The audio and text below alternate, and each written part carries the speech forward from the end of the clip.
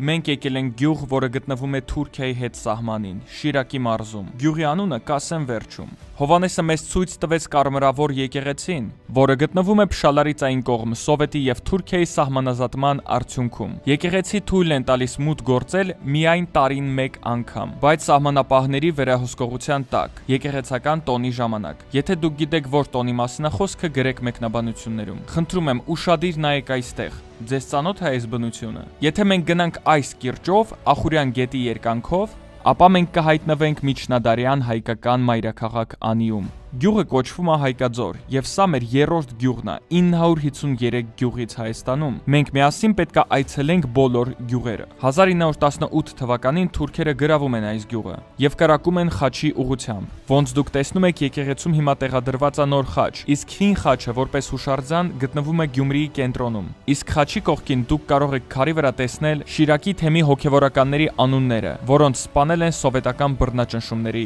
ժամանակ։ Չմոռանաք դնեք լայքը, որ նյութը տարածվի եւ մեկնաբանություններում գրեք, գիտեք այս ամենի մասին, թե ոչ։ Շնորհակալություն։